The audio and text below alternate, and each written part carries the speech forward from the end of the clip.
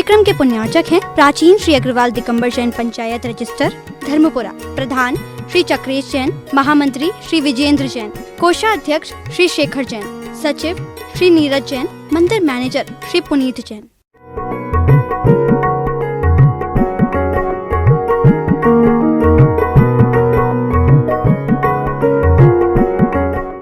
ईश्वर ने भी स्वर को अपनाया है।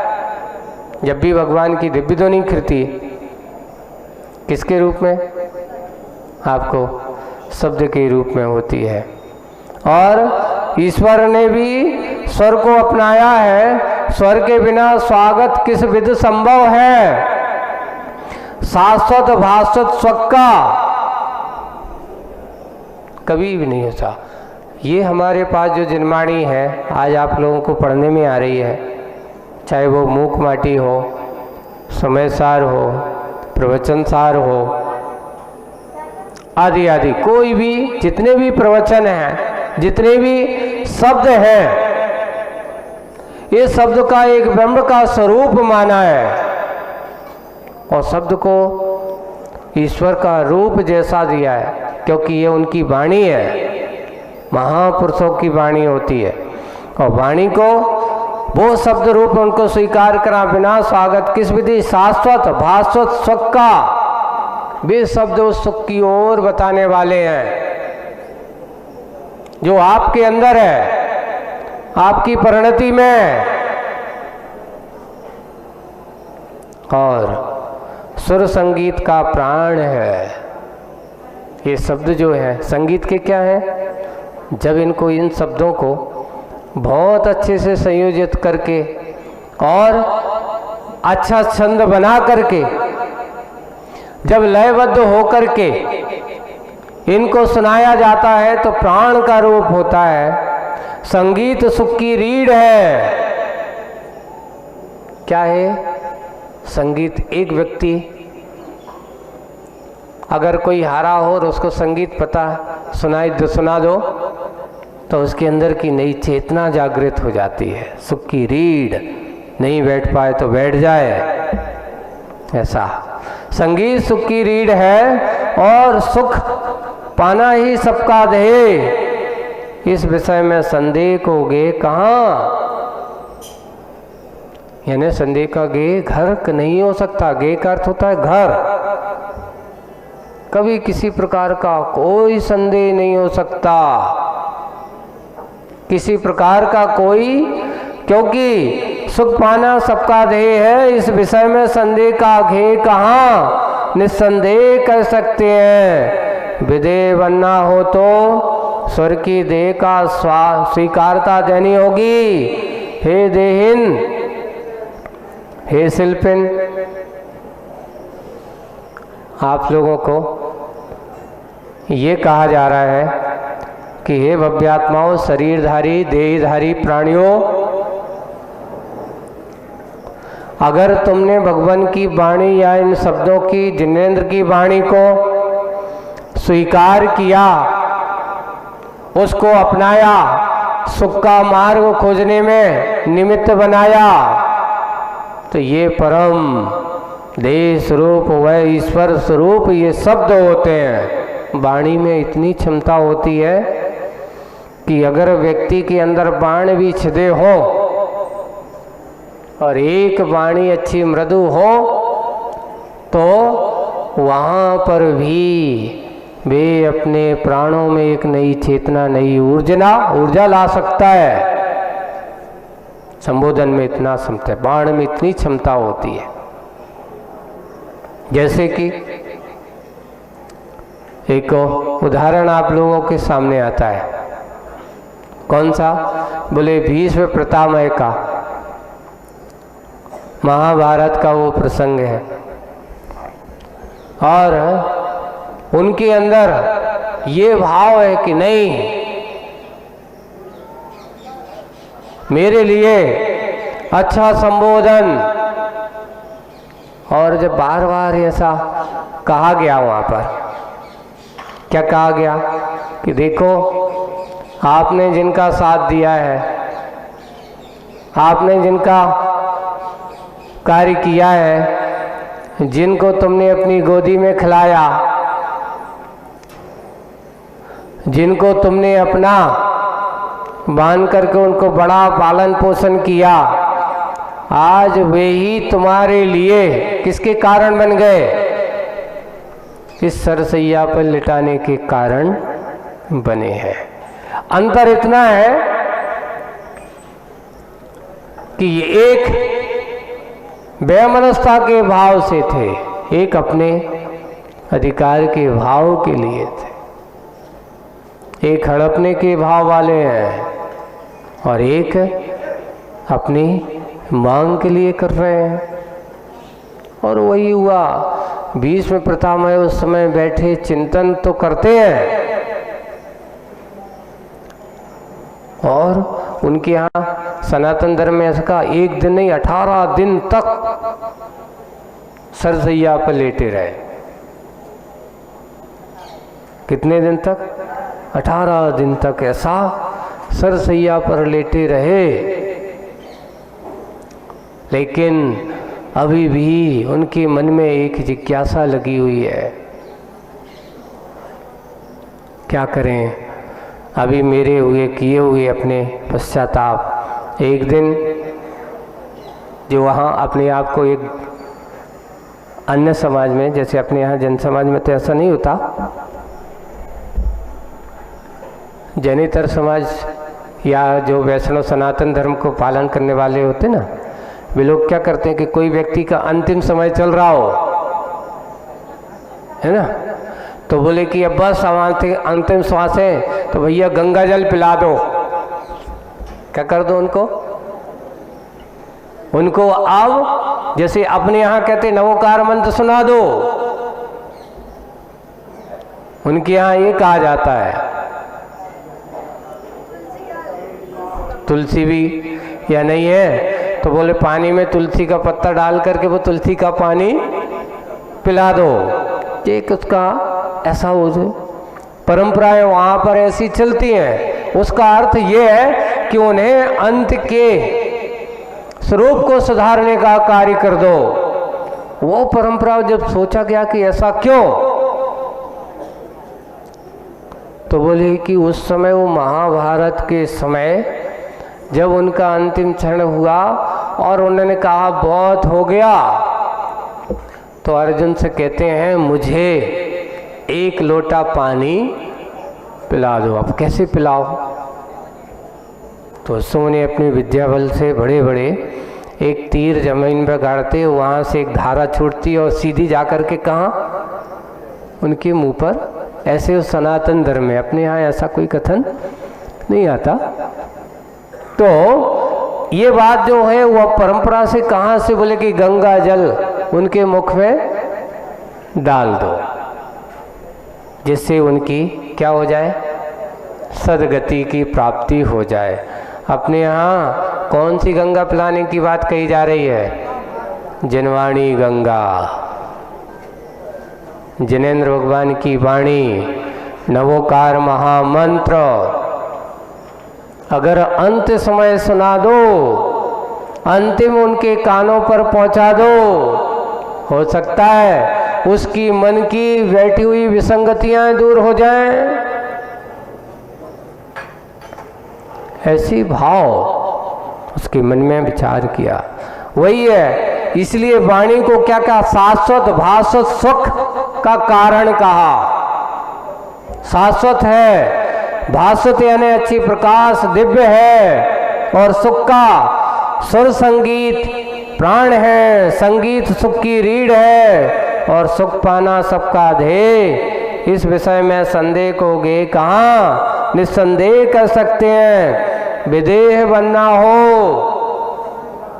विदेह बनना मतलब यहाँ विदेह का अर्थ वो विदेह क्षेत्र नहीं लेना, विगता देहा इति विदेह, है ना, देह से रहित होना विदेही। इसलिए हमारे सिद्ध भगवान को क्या कहा जाता है? विदेही। भगवान आप विदेही हो, देहातीत हो। इसलिए विदेही बनना हो तो सुर की देह को स्वीकारता देनी होगी। सुर की देख यानी ऐसी वाणी को स्वीकारता नमन करो, स्वीकार करो। और आप, ये तो बात सही है, अपने यहाँ जनवाणी की जितनी कद्र नहीं है, इतनी विनय नहीं है। आप गुरुवाणी को सुनना है तो सुन को देखो, पंजाबी समाज के लोग वहाँ जा कर के देखना, वहाँ गुरुवाणी का बहुत बड़ा महत्व होता है। हाँ, गुरुद्वारा गुरुवाणी वहाँ पे ही, तो वहाँ जा कर के उनको भी कहते नहीं, वहाँ पढ़ने का महत्व कम, सुनने का महत्व ज़्यादा है। एक बार गुरुवाणी अगर आप सुन लो तो कहते हैं हमारा भाव सुधर गया। वही बात है, हे देहिन सुर को देह को स्वीकारता देनी होगी, तुझे शब्दों को, ऐसी अच्छी वाणी को स्वीकारता देनी होगी। देहिन हे शिल्पी, इस पर साफ साफ कहता है, शिल्पी का साफा सुथरा साफा जो खादी का है। एक आज इतना अभी तक लोगों ने पहनाव नहीं बताया, आज पहली बार शिल्पी के सिर पे क्या बंधा हुआ है? खादी का अच्छा साफा, शिल्पी का साफ सुथरा साफा।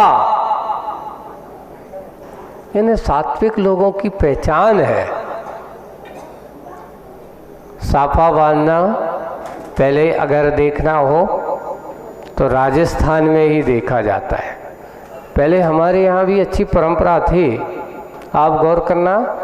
आज पहले हमारे लोग कहते थे जब भी कोई भी एक काली टोपी चलती थी, पुराने लोगों के, तुमने देखा होगा 30-40 के दशक में लोग स्कूल जाते थे, बिना टोपी लगाए स्कूल नहीं जा सकते आप। स्कूल जाते थे, वहाँ वेशभूषा होती थी। स्कूल में जाएंगे और टोपी लगाएंगे, सादे कपड़े और टोपी। उस समय कौन सी ड्रेस होती थी आपको मालूम है? तो बोले कि धोती, कुर्ता और टोपी, ये स्कूल की ड्रेस होती थी। बच्चे, छोटे छोटे बच्चों को पहना के भेजा जाता था। बचपन में उनको धोती पहना करके, ये हमारी गुरुकुल संस्कृति की देन शिक्षा पद्धति थी हमारी।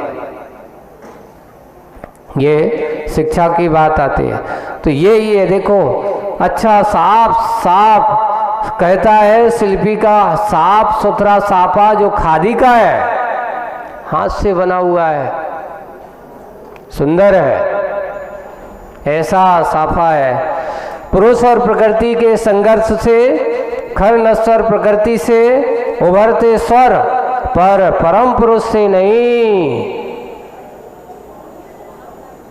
हो प्रकृति और पुरुष का में संघर्ष से, खर नश्वर प्रकृति से। एक वो कहा यह जा रहा है कि ये जो नश्वर प्रकृति है, जो संघर्ष से खर नश्वर है, उभरते स्वर, जितने भी ये स्वर हैं, पर ये तो हैं, पर परम पुरुष से नहीं। दुस्वर हो या सुस्वर, सारे स्वर नश्वर। रे सिंगार, हे सिंगार जो कह रहा है, देख मैं संगीत ही सुख की रीढ़ है, उसकी प्रशंसा मत कर, सही संगीत की हिंसा मत कर। रे सिंगार, क्या कहा जा रहा है? संगीत उसे मैं मानता हूँ जो संगातीत होता है। संगातीत का अर्थ परिग्रह से रहित, जो परिग्रह से रहित है वही सही संगीत है, होता है। और प्रीति उसे मैं मानता हूँ जो अंगातीत होती है। सही प्रीति तो वो अंग को देख करके प्रीति करना, ये तो रागियों का चमन है। सही तो वह प्रीति जो अंगातीत हो। उन सिद्ध भगवंतों की मेरी सगी संगीत सप्त स्वरों से अतीत है। मेरा जो सगी संगीत है वो 7 स्वरों से कैसा है? अतीत है। ऐसा श्रृंगार के अंग अंग ये खगोतर सील वाले हैं, युग छलकता जा रहा है, और श्रृंगार के रंग रंग ये अंगार सील वाले हैं, युग जलता जा रहा है। इस अपाय का निवारक उपाय मिला इसे आज अपूर्व पेय के रूप में। एक सौ अद्भुत, जैसे ठंडाई, अमृतपान, गर्मी में जैसे जाते हो और आपको पानी के साथ साथ अच्छा ठंडा ठंडा पेय, मधुर पेय मिल जाता है तो आदमी बिल्कुल कहता है वाह, सारी गर्मी उतर गई, सारी गर्मी दूर हो गई। वही बात यहाँ कि श्रृंगार में जब इससे बात सुनी कि सही संगीत क्या है, वो संगीत वही संगीत उसे मानता हूँ जो संगातीत, तो परिग्रह वालों का संगीत संगीत नहीं। अरे संगीत तो वो है जो अंतरंग के परिणामों से गाया जाए, अंतरंग के उस धुन में गुनगुनाया जाए।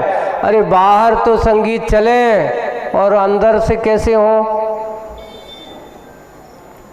मुरझाए हुए से हो, तो वो बाहर का संगीत अच्छा नहीं लगता।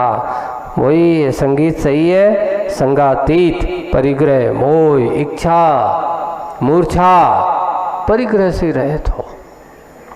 और प्रीति उसे मानता हूँ जो अंगातीत हो। मेरा संगी संगीत है सप्त स्वरों से अतीत। ऐसे स्वरों में रहने वाला मेरा संगीत नहीं है। श्रृंगार के अंग अंग ये खग उतार खंग उतार सील वाले हैं। ऐसे खंग यहाँ पे अर्थ उससे रहित, उतार सील वाले हैं, बिल्कुल उससे जैसे अपन रहित हो जाना। खंग का अर्थ यहाँ पर से दूर, उतार सील वाले हैं। युग छलकता जा रहा है और श्रृंगार के रंग रंग ये अंगारशील वाले हैं। जितने भी हैं ये अंग अंग अंगारशील, मुझे युग जलता जा रहा है। इस अपाय का निवारक उपाय मिला इसे आज कैसा? अपूर्व पेय के रूप में। ऐसा ये सुंदर पेय के रूप में मिला। किसके माध्यम से? शिल्पी के माध्यम से। और शिल्पी उसे और समझा रहा है। आज की बात अपन यहीं रुकते हैं और रुक करके आगे की बात समझेंगे बाद में।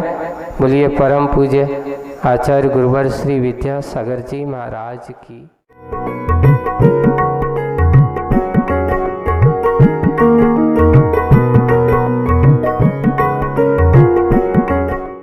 इस कार्यक्रम के पुण्यार्जक थे प्राचीन श्री अग्रवाल दिगंबर जैन पंचायत रजिस्टर धर्मपुरा, प्रधान श्री चक्रेश जैन, महामंत्री श्री विजेंद्र जैन, कोषाध्यक्ष श्री शेखर जैन, सचिव श्री नीरज जैन, मंदिर मैनेजर श्री